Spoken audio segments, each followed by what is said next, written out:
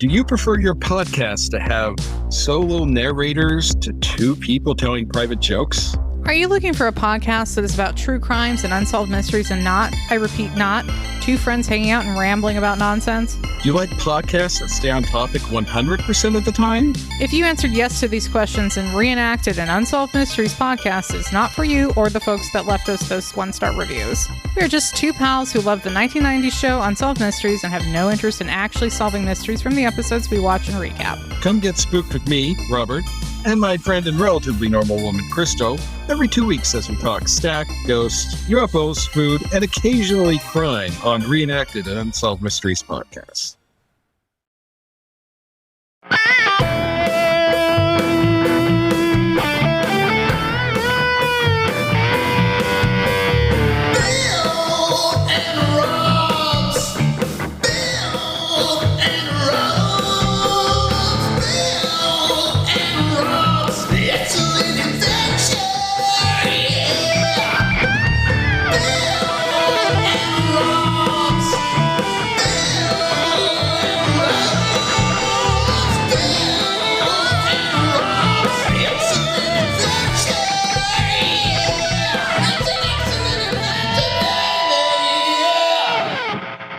Welcome to Bill and Rob's, an excellent adventure. I'm Bill Tilley. I am Rob Schulte. Oh. And I definitely stuck the R on that one because last week we talked AVP, and this week we're talking AVPR. Mm-hmm. And here's the other thing, and a lot of times people screw it up. Hey, guess what? We have screwed it up in the past, Bill. First movie, Alien versus Predator. True. This one is Aliens versus Predator : Requiem. There's so much to this title. There's such subtlety and nuance to this movie. I'm not surprised that they even tripped us up with the title. And this movie takes place a lot out in the street. I'm surprised they didn't spell aliens with a Z. And I'm surprised each alien and each predator, I guess I should say each xenomorph and each predator didn't have its own theme. And like the baseball furies are the xenomorphs. Yeah, although, because this is the second one, I was kind of hoping, since these are a couple of 80s franchises, sort of, that maybe they would have gone with more of a Aliens, Predators 2 Electric Killaroo, some kind of massacre type where they just break dance in the middle of everything, and that's how all the instead of they're just throwing that deadly spinner disc that is such a wonderful part, they just kind of do the backspin, kick out a leg, fling it off that way, but they went with a different take. I got to tell you, Bill, if I have to look back at this series so far, I think one thing that I'm remorseful of is the fact that we haven't talked about the alien spinner disc enough. This is true. That was such a, we talked about it in Predator 2, when it was birthed into cinema, but man, what a move. It is. It's a great move. And, it was a move that was very much a favorite of our guest for Predator 2. Yes. For when we had Blay on, he had that on there, and he really liked that move and how they added a few little lights and a little extra stuff to it along the way. It's just that kind of nice little progressive move. It charts the progress of these movies. It's as the spinner disc evolves and grows up, eventually it's probably going to get its own movie. I would hope so. And they'll be like when they're off to college and you just have to let them go. It's that kind of parental thing. So, you know what I'm looking at here, Bill? Us talking about Blay again, so thankful to have him on the podcast, but now this is 2 intros in a row that we've brought him back up. That's just the impact he had on that episode. Yeah, but he was great. He's a video game guy, big in that world. I'm looking back at all of the Alien versus Predator video games. Oh, man. There are so many that Alien vs. Predator Extinction came out in 2003. Aliens vs. Predator Classic, 2000. Alien vs. Predator 2 2D Requiem 2007. AVP Evolution 2013. Aliens vs. Predator 1999. Alien vs. Predator 1993 for the Super Nintendo. Aliens vs. Predator 2 Primal Hunt 2002. Aliens vs. Predator Requiem 2007. Alien vs. Predator 1994. Alien vs. Predator The Last of His Clan 1993. Alien vs. Predator 3D 2005. Alien vs. Predator 2004. And then there's still Aliens from 1990. Predator 2, the video game that we talked about. Predator Concrete Jungle 2005. All of these games can't be that good. I'm not saying they're going to be good games, but there's just so many. Oh, well, it just goes to show you if there's an ounce of money to wring out of a franchise that somebody's going to do it. But now I'm not a big gamer, Rob. You play a lot more than I do. So I don't know. Would you call yourself a hardcore video gamer or just an experienced gamer? How would you rate? Here's the thing. I would think when you start saying hardcore gamer, those are the type of people who like throw controllers against the wall. Fair enough. And they get angry at gaming. I never really get angry at gaming. I will turn a game off when at my first sense of like raising my frustration. Like I love playing video games, but I love being able to play video games I can press pause on. And it's probably a very healthy way to be. I'm not big on it, never have been. I understand the appeal, but that's one thing. I can see making all these games because that is a technology that improves. So the better it looks, the more fun it is to play. I remember the first time I played X-Wing. It was great. By today's standards, the graphics probably not that great, but I loved it. All I wanted to do was shoot TIE fighters and hear the noise. That was great. So it also goes to tell you, as much as Hollywood will make these movies, I think everybody secretly just wants to be a Predator or an Alien and just go nuts with all that stuff. So you can do that in a video game. You can't do it in a movie. So I understand that. Maybe they should just do those things. Well, I guess they do now because they put gameplay on YouTube. So everybody is kind of making their own movie with the video game. So that's me inventing a thing that's already been done. Well, good job, Bill. It's okay, Bill. It is okay because you know what? Just like Must See TV Thursday, if you haven't seen it, it's new to you. You know? Yeah, that's true. And I think on that note, Bill, maybe we should get started into today's episode. Yeah, because much like that, we must see this movie, and we did. And now it's time to talk about Aliens versus Predator Requiem. I got this Predator Omnibus book, which consists of Concrete Jungle, Cold War, and Big Game. Now, these were the Predator comic books. This is what I was attempting to buy, the omnibus of those comic books. But no, this is the novelization of the comic books, which I didn't know was a thing. I knew novelizations of movies. I mean, my buddy Mike Sachs, he writes fake novelizations for movies that never existed. Sure. But a novelization of a comic book. Is there no end to how we won't Cliff Notes down the world? This is like saying, I'm going to make this thing that you're reading anyway and take away the reason for you choosing this medium, which was the pictures and the art.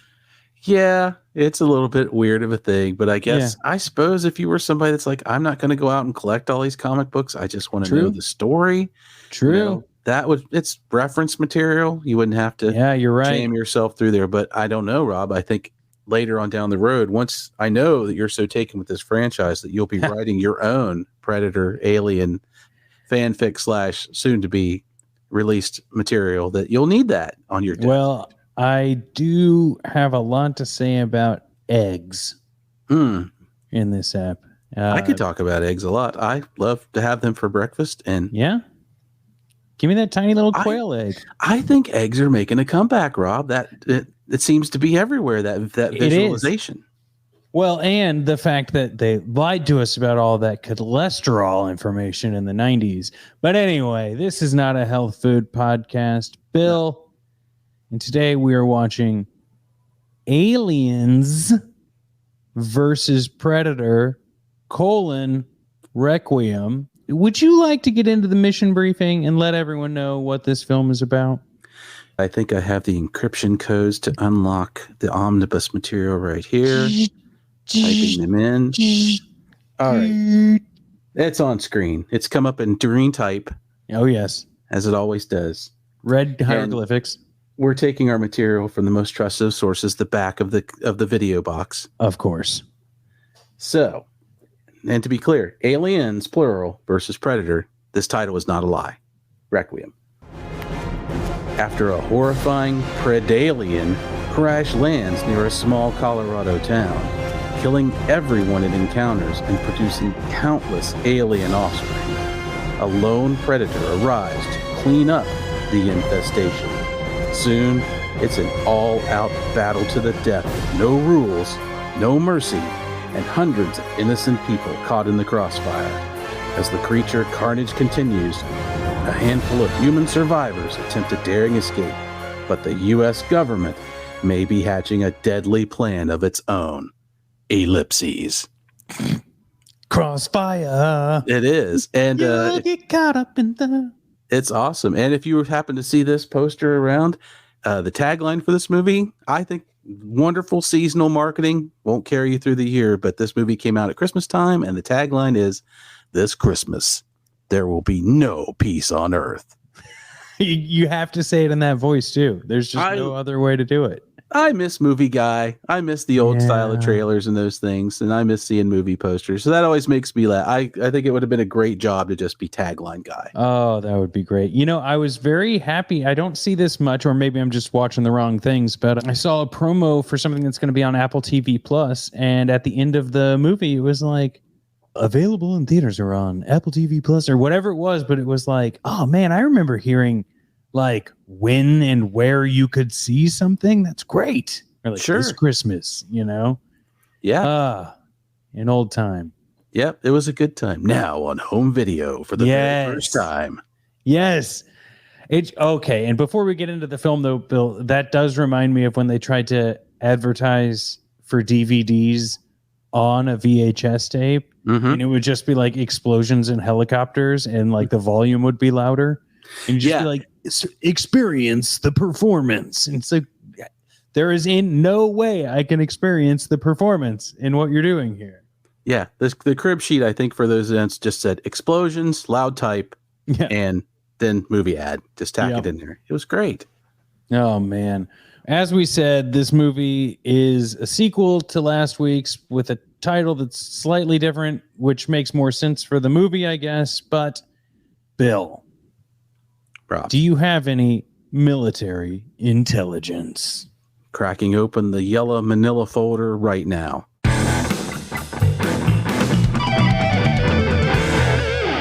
This movie is actually what you say it is. It's kind of weird. This is the movie I hadn't seen out of all of the Predator movies to date. I had only seen it in glimpses. And it's weird because this movie is a sequel to Aliens versus Predator. But it's really that. These two movies are kind of self-contained. It's sort of in the franchise because it is what it is. It's been disavowed by Ridley Scott and Wes Anderson. They both say that these movies aren't canon, but they are. I mean, let's face the Valverde canon. They are in Valverde canon. So it is a straight up direct sequel because it picks up seconds after the last movie left off. So I found that kind of interesting just because they really didn't look so far beyond the last movie and then just sort of went, nah, let's go this way.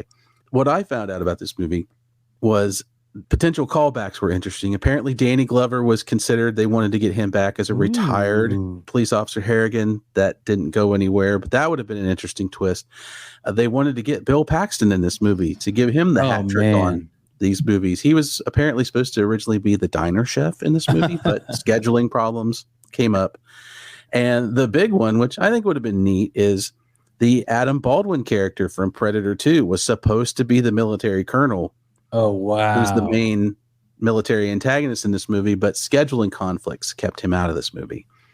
Now So- that would have been something. That would have been something, especially because this movie's a little weird. The Strauss brothers, the directors of this movie, intentionally went opposite direction of AVP. They didn't want any of their styling choices. That movie was very steady, well lit. This movie, very dark. I'm sure, Rob, at some point you yelled out the words relic. Yep. At some point, like I did. I will get to it, but yes, I did. Yes. And they, in the last movie, as we have mentioned in our review, very soft on the violence, really, even though it was the unrated version we watched. This movie, not so much. They went for the hard R. And very, very hard R. I think they got it, but they didn't really get it as well as they could have. And oh my God, tell me about it. We'll get into that too later on. So yeah, that's pretty much my gist. This movie is it's not the Easter egg fest that Alien versus Predator is, but it's an interesting watch. And I think we'll cover more of that down the road. So that's what I agree too. I think that this is a movie that made intentional choices to be a unique film, but knew it had to build off of a film they didn't enjoy. Right.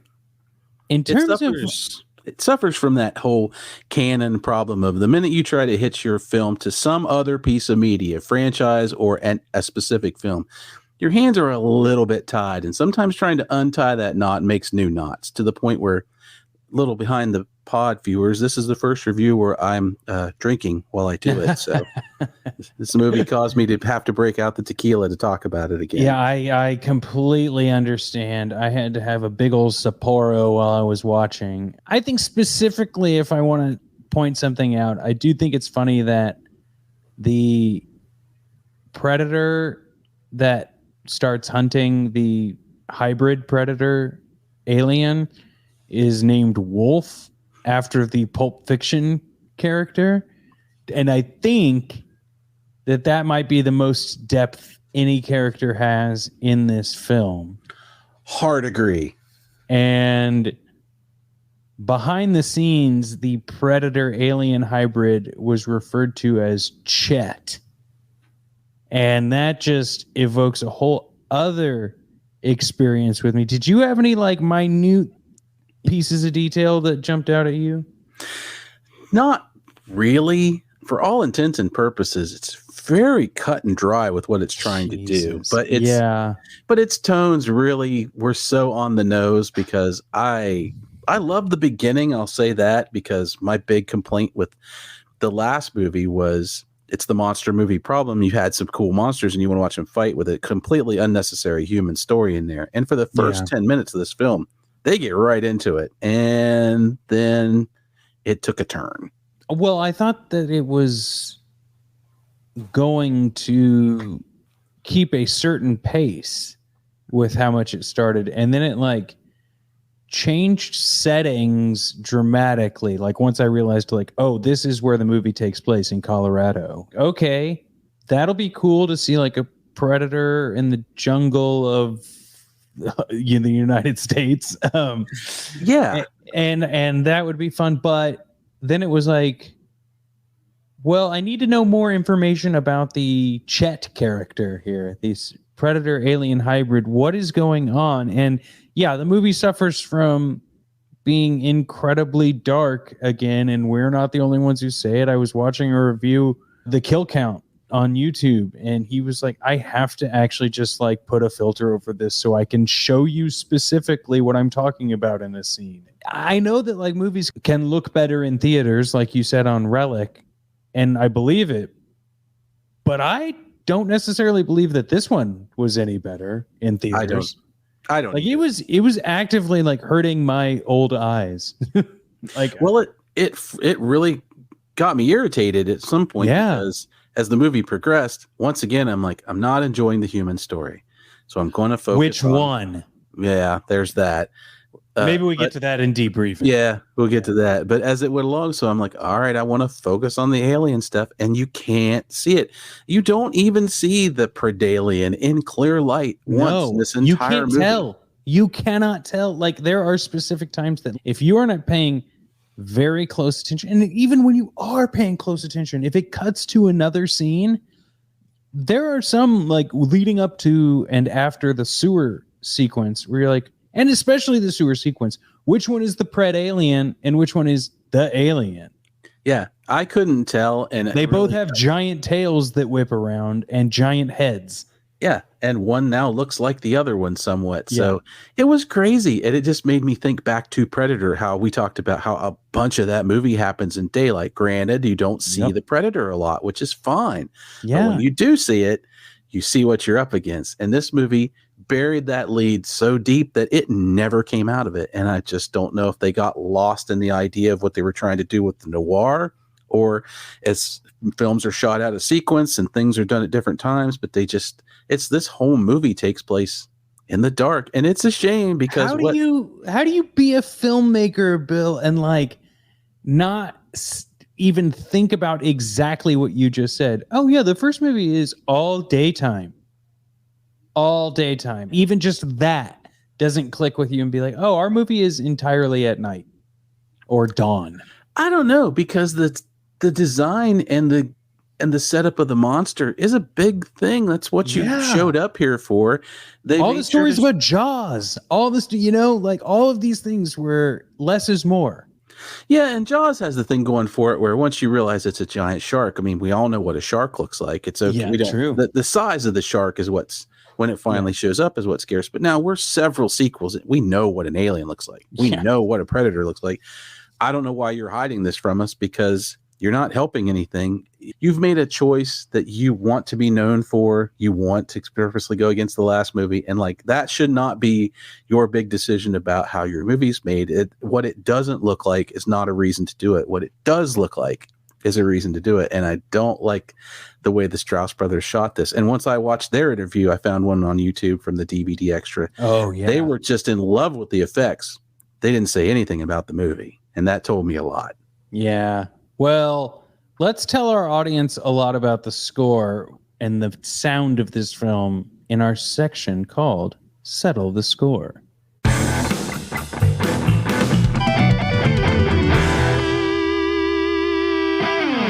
Bill, I think I see a pattern here from movie to movie. Don't you think? Yeah. Well, there is a pattern forming within this particular franchise. I always like to talk about the music when there's something to talk about. Yep. My new hope for this franchise is that something happens that causes me to not be talking about it the way I'm about to talk about it. Sure. That would be nice. But yeah, the score, once again, I wrote down serviceable, but unremarkable. It doesn't do a lot of pulls from the old films. It does a better job of it than AVP, sure, which I did like. I can see that.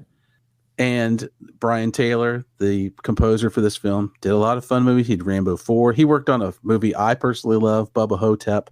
Oh, man. That's the first movie I ever saw at Liberty Hall Cinema in Lawrence, Kansas, which is an independent movie theater. That's amazing. I would love to have seen it on the big screen. But he's also worked on the Fast franchises and the Marvel franchises. And when I was watching it, I'm like, that's what this is. It's that serviceable music. It doesn't really stick with me. It does the job that it's trying to do at the time. Stitches the scenes together. It does. It keeps the flow going until the very end. And I will call it out at the end, because at the end of the movie where you have your wrap-up moment, it switches into this weird triumphant space movie, Star Trek sounding Alex Courage, Jerry Goldsmith theme that is 1,000,000% wrong for the end of this movie. I don't know what's happening with it. It's a triumph that this movie didn't earn. The characters are still in turmoil. There's no "we blew up the Death Star" moment, but that's the music you get. And I don't know if he just had that laying around and patched it in or what, but it is weird. It goes totally towards everything that is weird about this movie, which is like, what is the film?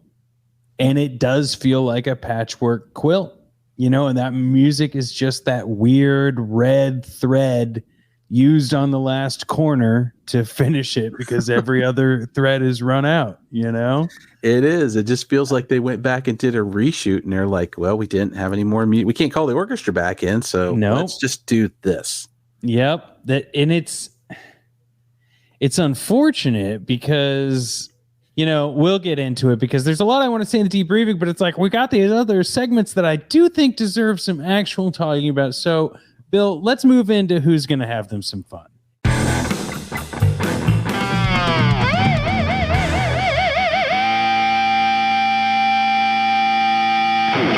There is a little bit of fun in this movie, but the main fun was had esoterically outside the movie, because I watched this movie with my fiance, and about halfway in, we remarked that we didn't know anybody's name.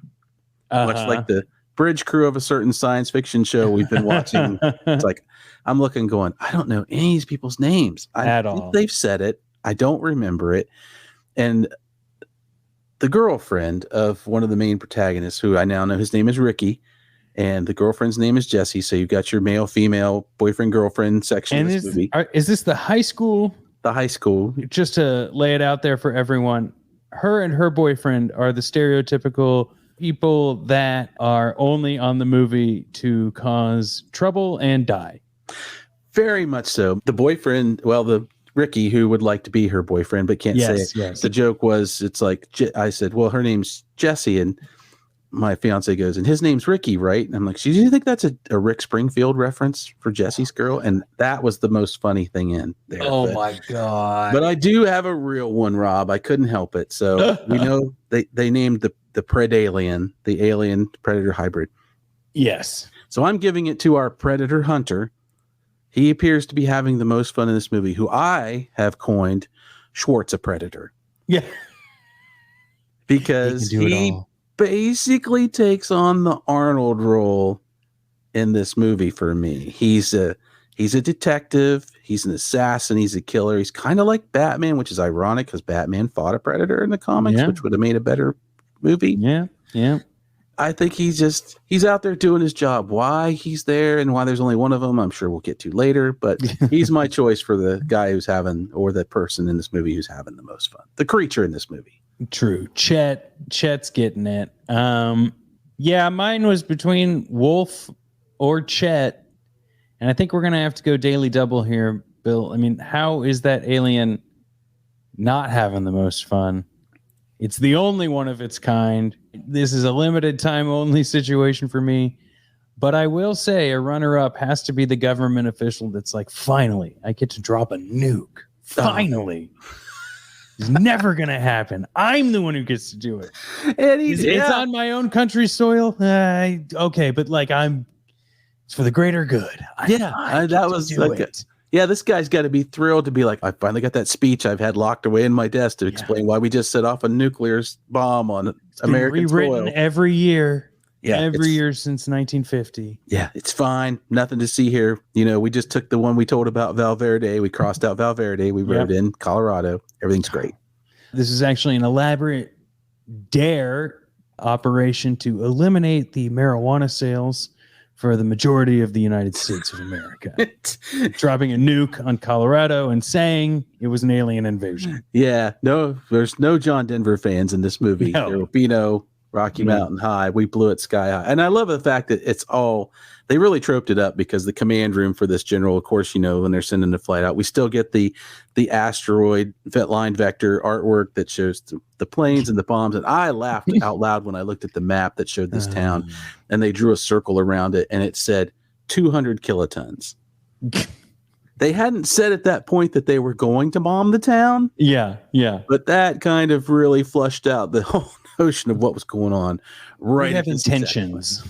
Yeah. So no problem. I'm sure that's exactly how the military does it. They just have like a French curve and a circle drawer that's like, put your pencil here, make a circle. That's 200, put it here is 300. Yeah, we're good to go. And like, don't even worry about potential fallout for the rest of the country. Now, Bill, that was fun. And it probably was that guy, now that I think about it. But there is another segment of the show that we call Playback Time. Playback Time is the scene that we would watch again, or potentially maybe show someone else if we're like, you should watch this movie. I'm going to X that one off of this list, because I don't think I'm going to, if someone wants to watch AVP:R, then that will be a decision they have made themselves. I don't need to help encourage that decision, but there are plenty of reasons to watch this film. Sure. I would say that my playback time scene, though, if I were to go back and watch a scene, I would.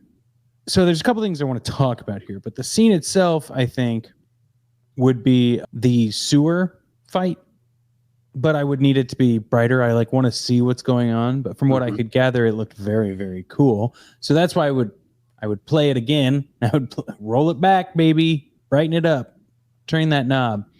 But I wrote down something that I feel like this is the only place it can fit, and I hope we can discuss it before I hear your playback time. Oh, I'm sure we can.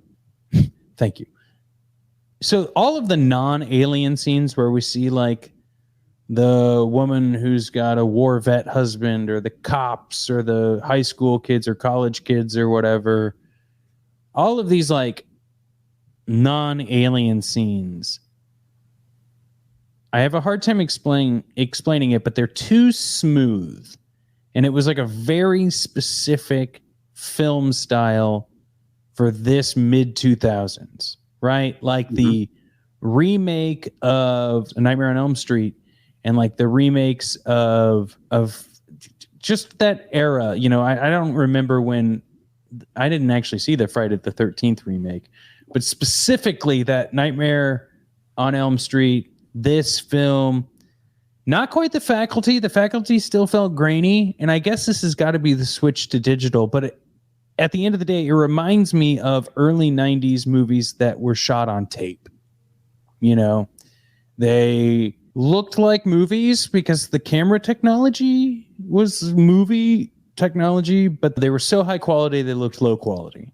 Well, I'm glad you said it, because something was bugging me about that. And now that you've mentioned the quality of the image, I guess that's true. It looks very, oddly enough, and I know this is the wrong way to put it, it's filmed. It's really staged. It has the authenticity of a Federal Credit Union commercial. Now that I think about it, yes, it's very put on. It's got a little bit of a Michael Bay vibe. I think. Like a distant blurred background, so the people pop up front a little more. Yeah, like a very Armageddon look to it. When you look at people in Armageddon, their close-ups and everything, they're put in this weird contrast because they're all kind of given a little bit of like a hero treatment. Like there's no just kind of flow of moving in and out or long shots or everything. Everyone's a hero in this. Everyone's, well, I will debate that. Well, okay, yeah. But everyone is shot like a hero.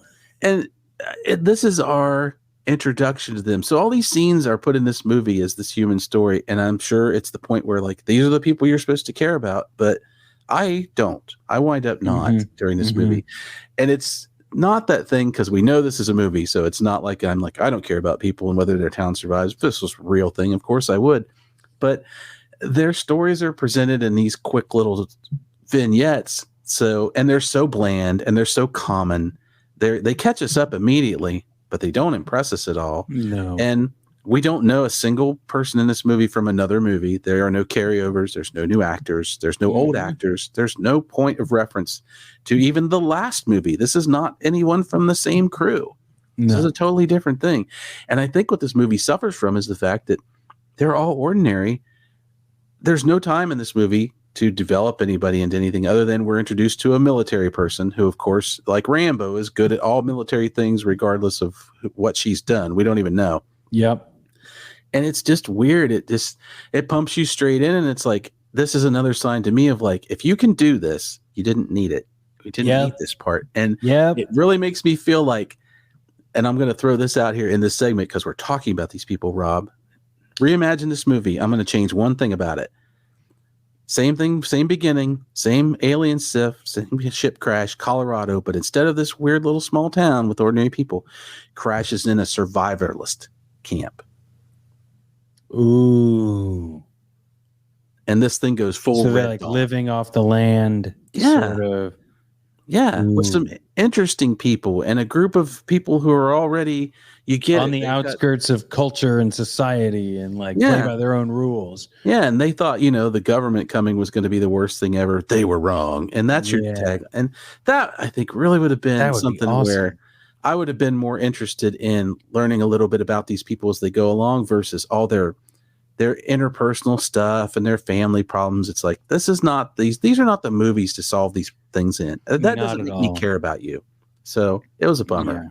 But you're right that it really It really hit me hard that just like now that I realize what you've said, that the film style made me care even less about what was going on. No, it's true. The characters aren't authentic, and then to see them in inauthentic surroundings is just like my phone is begging me to grab it, like just this is more entertaining. Yeah, and it really and I got to throw one more thing in there because you mentioned it, the sewer scene. I have a question. Yeah. Rob, Ricky, the guy who gets his keys throws down the sewer, he's driving like a 1972 GMC pickup truck, which I've owned these cars. You can have keys made at any Ace Hardware. Yep. He goes back with his brother in the middle of the night to go get his keys out of this giant sewer. Would you do that? Why doesn't this guy have another set of keys? No, he's got it's so stupid. Bill, what's your playback time? I had to think about it, and mine is not deep at all. It was just a wild moment. It's when Jessie, the girlfriend of Ricky, yes, her death by Predator shuriken while attempting to run through the hospital. Accidental death. He doesn't mean to kill her, but she's running through a hall on the other side of a fight, and he launches that big metal shuriken, which I still say is a tribute to Aaron Playhart because he loves the big metal Predator shuriken. Yep. That's for you, Aaron. Goes through the wall and just lifts her up off the floor and pins her to it. And she is our first real main character death. We lose some side antagonists along the way, but she's the first one to go, and she goes out spectacularly. So man. I got to give them credit for that one. They took her off the board in a way that made me rewind the movie and watch it again and go, did that just happen? That wasn't just some night nurse going through there that got left behind. Nope. And probably good to get out now. Rather die by shuriken than acid blood. Now, or to have to watch this movie again. Hey, yeah, and speaking of bleeding to death.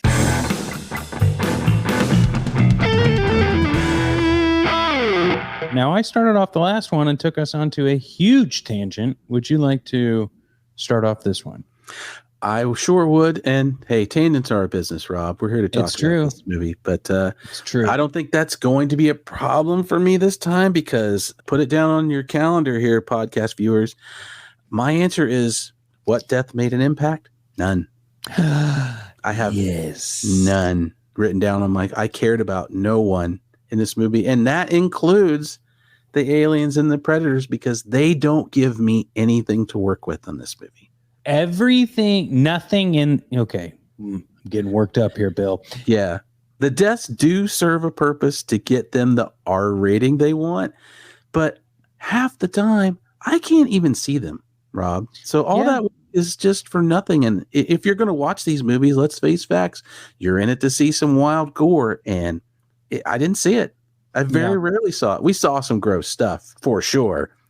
But yeah, I think overall this movie is way more violent, obviously, but the entertainment is unbalanced and it's not earned. And so like when they do the scenes that are like homages to other films, it's so not earned. And then like the technical side of it being dark as shit makes everything frustrating. How do you be like, oh yeah, that kill is actually really good, but it was you couldn't see it. So it's like, no, it's not really good then because they did a poor job executing that film. Like that's like the stunt person could have been great, and all of the people portraying the aliens and predators, they did do a great job for sure.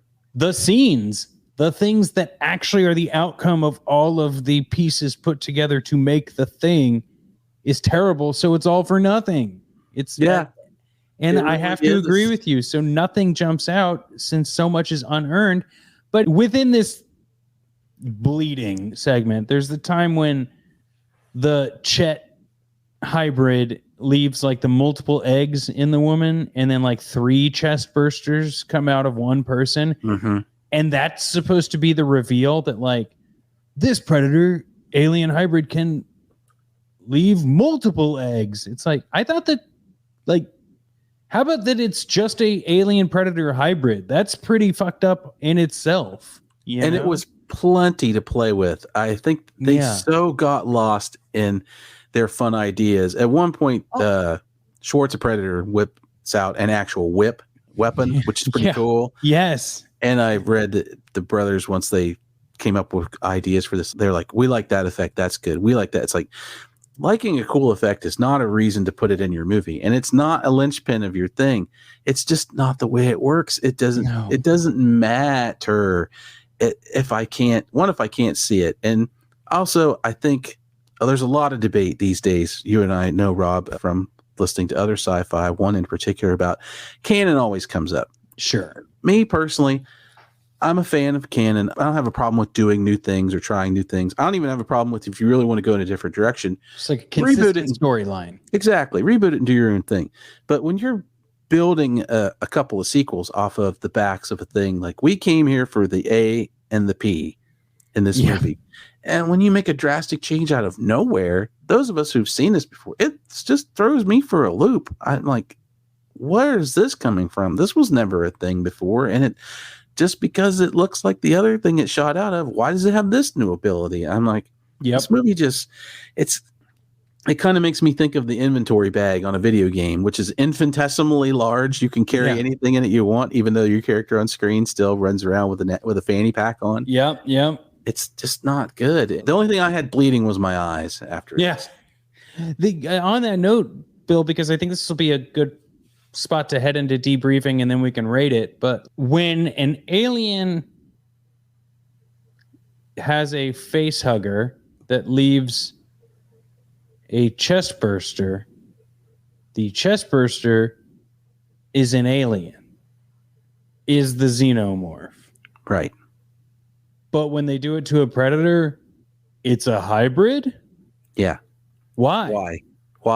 And why wasn't this part of the last movie? Like none of those predators went down in the first movie and they didn't know about this? This never happened before? It Why? just uniquely happened to one predator for some reason.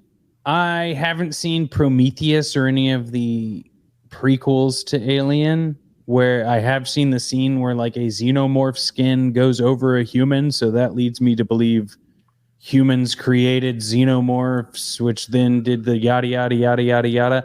I don't need to know. Still doesn't matter in this film why an alien chestburster out of a predator makes a hybrid alien predator. No, it doesn't. And I think it would be a good stopgap for sequels if you're looking at your movie and you're thinking, look, we've seen that and I don't have anywhere to go with it, so I need to invent something else to put on there. That means you don't need to do it. Yep. So go do something else that looks kind of like the thing you're doing and invent your own new universe. And I would probably be cool with it because I don't know that universe. And I don't mind looking at other things where I like, oh, I see that's influenced by Alien. Then that's cool or not cool based on its own merit. But if your thing is like, we have to make this movie and we have to do something new. Well, why do you have to do something new? Why can't you just do something in that universe that's different, in a different story or a different place that's cool within? Ding, ding, ding. Make me enjoy it.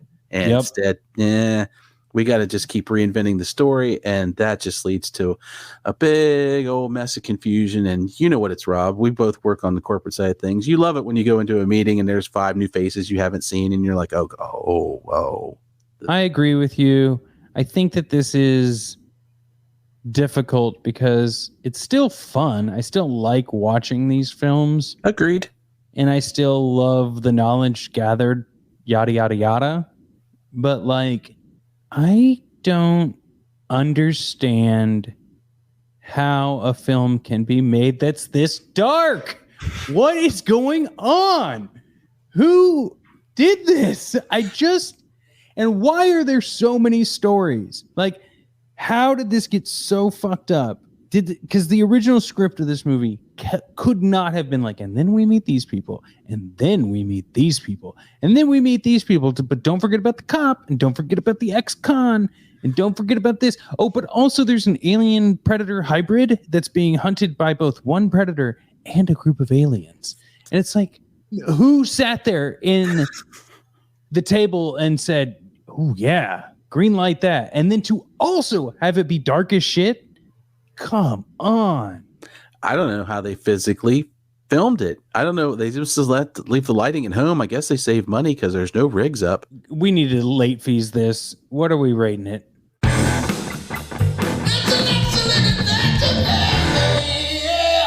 This late fee was a little bit of work because we've run a pretty good line on this movie. And I will say, I agree with Rob. It was still fun to watch. Now, I think part of the fun for our friends that listen to our show is that, they can listen to this and decide whether or not they want to watch it or not. You and I we have fun in the whole process of it. So, Sure. But if I were just to sit down and watch this movie, my thing would be when I was done, I'd be disappointed. I can forgive a lot of what goes on in the middle of it, but I don't want to be disappointed when I leave. And this movie was disappointing. It could have been a fun romp, but honestly, the last movie we said that about, it could have been a fun romp, which leads me to believe we only needed one Alien versus Predator movie. Yeah, and we still haven't gotten it. No, we still haven't gotten it. If you'd taken all the Alien parts out of both these movies and just got rid of all the humans, jettison all that baggage, give us 190-minute, one-time mashup movie, we'd have been good to go. But that's not what we got. So this movie had some fun stuff. I can't for the life of me understand how predators function. I can't understand why they would dispatch one predator who apparently has flight recorder powers to watch everything that's going on. Put that mask on. And he decides he's going to do it on his own. Then the last movie took 3. I don't get it. I don't get why when he flies to Earth, he gets crapped out of his ship, a la he gets California rolled instead of we know these ships land. I don't know why he shot his own spaceship off. I guess why did he listen to human voices if he never used them? He had some cool tech that came with him, and one of the things with almost late fee was his bottles of blue goo, which was just Predalien Begone, just poured it on there, and he Billy Mays them right out of existence. I guess that was his tribute to the wolf character. That's not what something OxyClean related. It's got to be Billy Mays' tool. Anyway. Exactly. But that's not what I picked. I picked a moment that caused an interesting conversation with myself and my fiance. It was at the beginning of the movie, and protagonist Ricky goes to Jesse's house. He's delivering pizza. He's a pizza delivery person. He's got 4 big pies in this thing. So he gets out of his truck, goes in the house, delivers pies. There's some angst. There's some bullies, do all that stuff. And he goes, here's pizza, $53.50.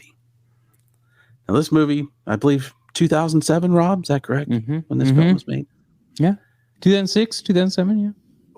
My fiance and I looked at each other and goes, that's some expensive pizza. They're shopping local, Bill. They're shopping local. And they're also, why did they need that many pizzas? Yeah, there's 4 people in this house, and they have 4 medium pizzas. Are they all going to eat?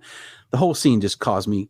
It was the best conversation I had in home. Oh yeah. So, on a scale of 1 to 5, those expensive pizzas, how many of those pizzas would you give up to keep Alien versus Predator: Requiem for one more day to rewatch the 1 30-second scene you liked? Well, Bill, I would keep 1 pizza so I could have a meal throughout the day or 2, but not to keep this film any longer. The film itself will sit there on the side and watch me eat the pizza, and that would be more entertaining than watching the film again for me. How about you? Wow. Bottomed out. We had to have one. One of them had to get there.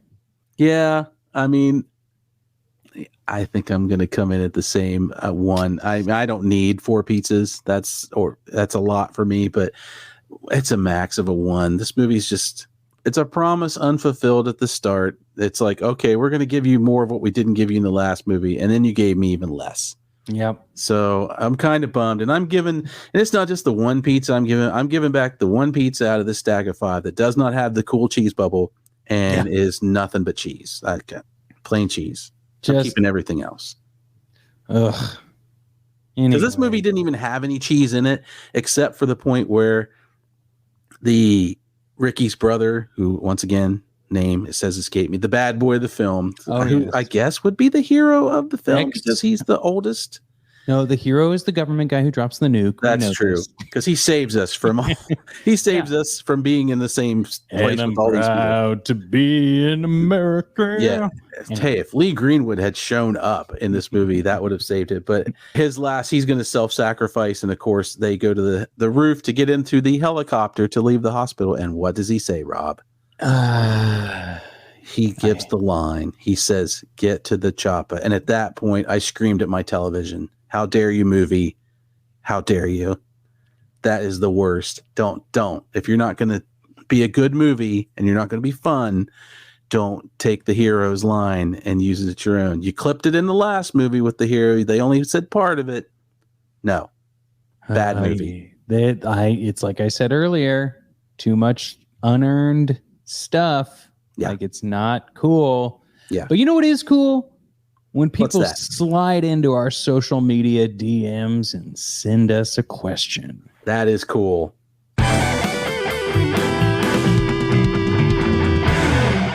And we like to call it Going Dutch because we've given you this whole episode and now you're giving us a question and we'll be giving it back. You get it. Today's question comes from, well, before I should even say this, I go, we have an Instagram, we have a Twitter, we have ways to contact us. So contact us and ask us a question. We're going to be doing more series and we will announce that at the end of this series, but that's a few more episodes away. Bill, today's question comes from Clayton in Florida. Well, hello, Clayton from Florida. Yeah, hope you're staying cool out there. Yeah. Now, there's a caveat at the beginning of this message, and it goes, to be answered after watching Aliens versus Predator, Requiem. Okay, so I have slotted it into today's episode. Hi, y'all. Big fan of Uxbridge Shimoda podcasts. So, of course, I would come over and listen to you guys here on Pumpkin Spice Podcasts. This is me pausing to say thank you. Bill, would you like to explain Uxbridge Shimoda podcasts? Uxbridge Shimoda is the company that produces the podcasts The Greatest Generation and The Greatest Discovery on the Maximum Fun Network and all your podcatchers. They're run by Adam Pranica and Ben Harrison, friends of ours, co-workers of mine, former co-workers of Rob's, good guys. They review old and new Star Trek in a comedic and really fun way. And it's a great organization, great group of people, and just a lot of fun, which is what Rob and I are doing here. The main goal, have a lot of fun. So if you like that kind of stuff, head over there and check them out. You can also a place you can find me. I'm their social media director for Twitter and Instagram. So if you message them, you message me. So that's what that is. And so Clayton has this to say. I noticed that this movie has a colon in the title. How do you feel about that? And I think Clayton is alluding to Adam Pranica's theory of any movie that has a colon in the title should be approached with caution.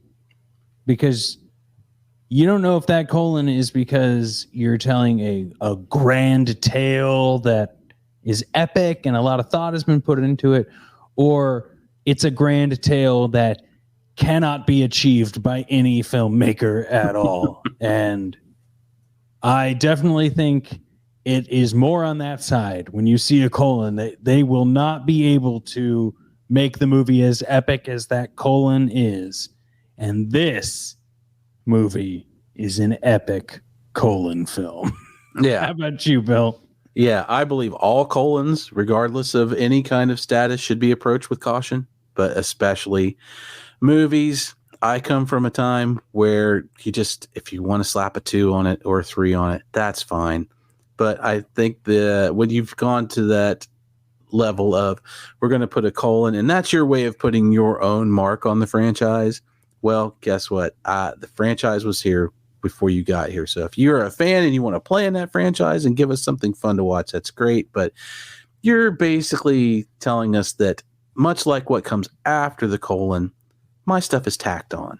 And that's never the best. I just don't have a good time with those situations. So yeah. I definitely approach all things, especially movies that have a colon in them, with some trepidation. So be ready. And if you'd like to challenge that theory, I encourage you to watch the film USS Indianapolis, Men of Courage with Nicolas Cage. You'll get a couple of half bobs and enjoy it.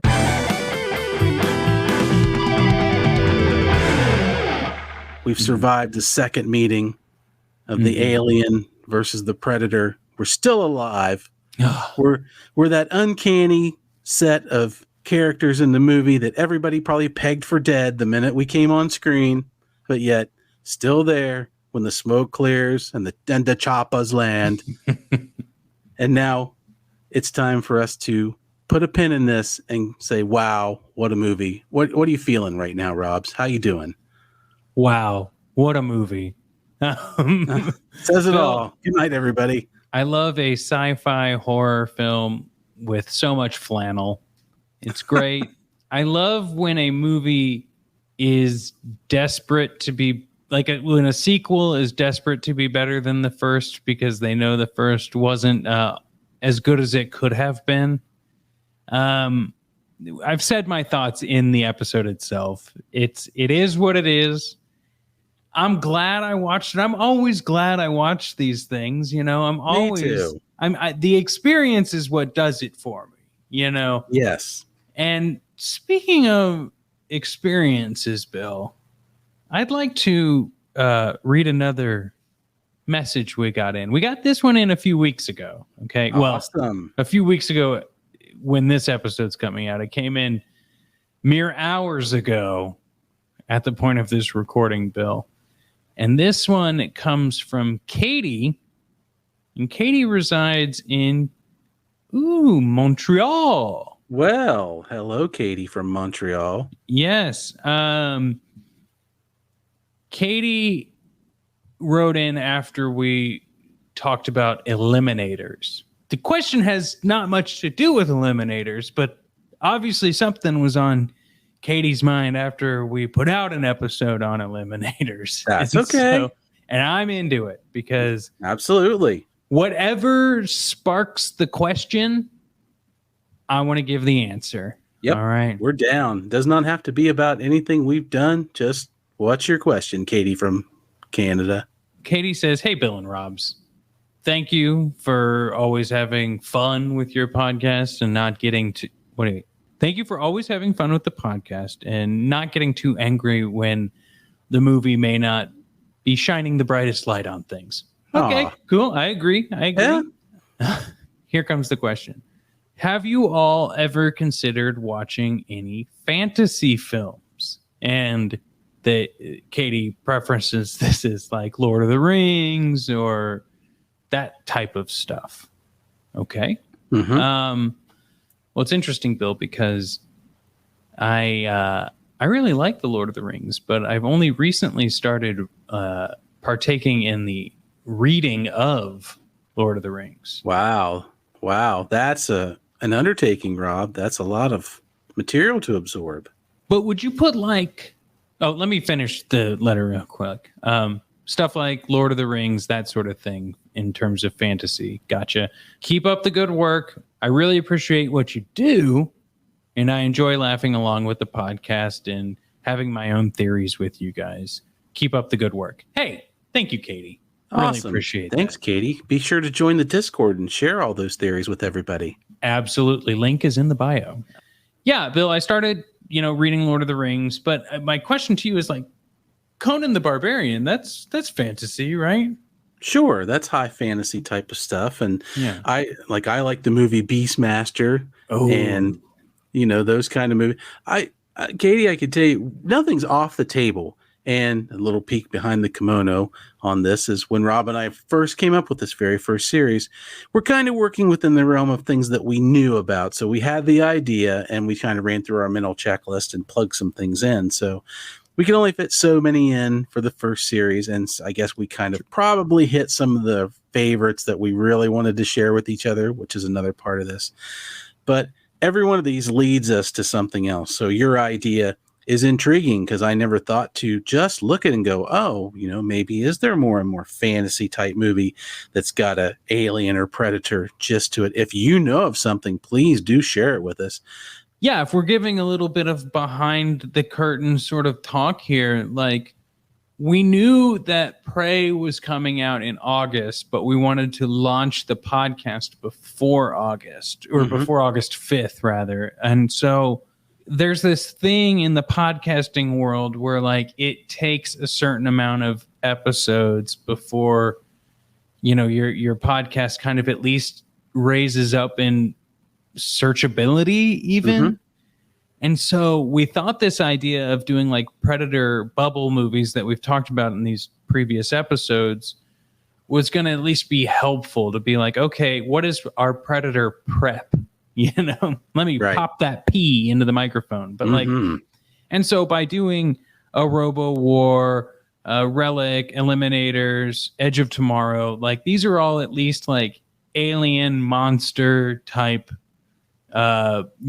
team movies. Like somehow it fits in there. And we've talked about this time and time again.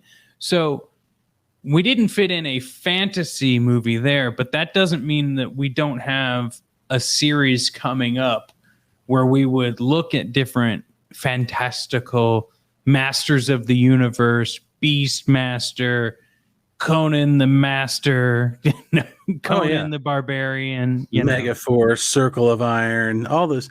There's a million of them out there. And honestly, our list that we keep has grown exponentially since day one. So it will take Rob's and I about 8 or 9 years to ever get through what we've got so far.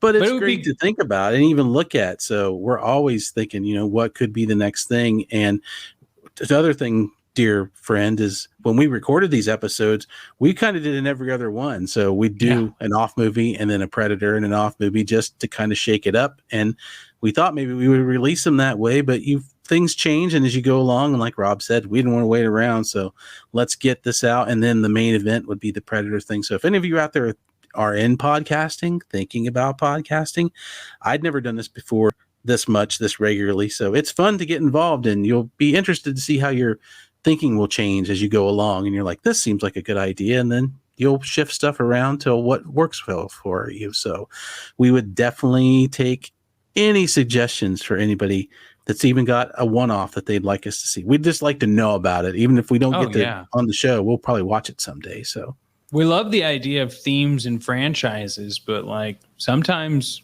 we just want to watch Masters of the Universe, and maybe that'll just pop in there. You never know.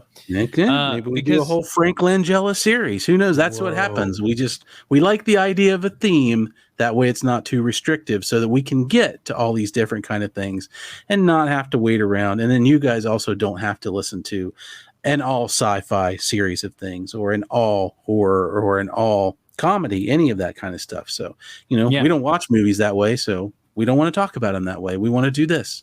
But I will be still plotting my Planet of the Apes franchise, and I'm going to sneak it up on you, Bill. You don't even know when it's coming. Oh man, I can't wait to do the Going Ape series with you, Rob.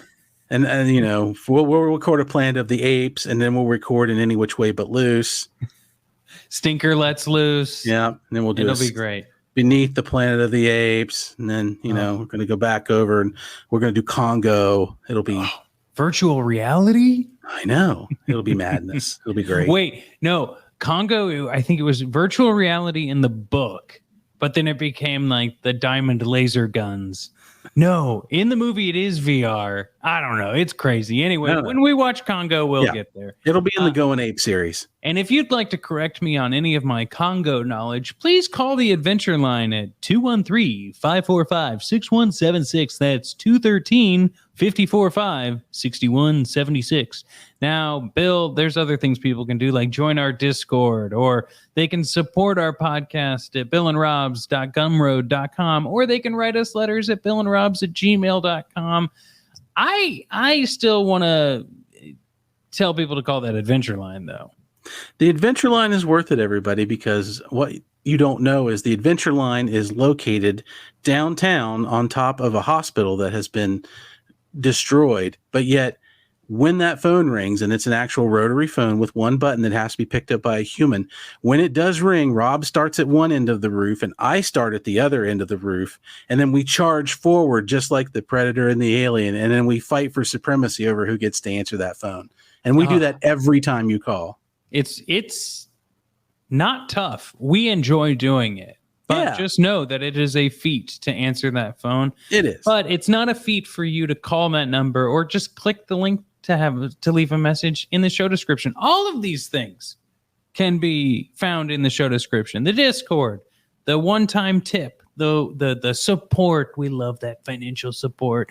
Oh, yeah. And unlike things today, we give you the product first, and then you pay if you feel so inclined. We're not. Guess what? As little as $1. Yeah.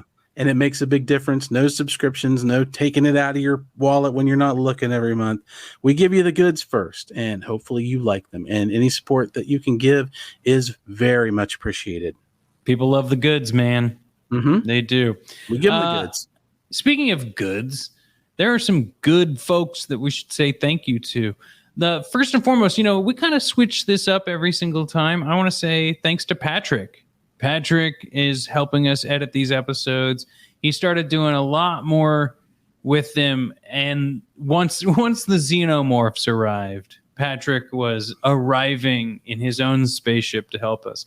If you join the Discord and ask for Patrick, he will give you a link to his podcast, which is a very niche sports podcast that, hey, everyone loves a little support, right? Mm-hmm. What you can also do is join us in saying thank you to Mrs. Colombo, who has been doing some QA checks on our episodes. We finish the edits between Bill, myself, and Patrick. We go, I think this one gets a thumbs up. She listens to the episode and says, you know what? You didn't talk enough about the explosions. Bill, Rob, get back in the studio now and talk about the GD explosions and the GD garden lamps. She's a firm taskmaster, but fair and always correct. So everything to serve a perfect episode. Yes. Bill, what else do we got? We got Draxium and Dr. Z. What did they do?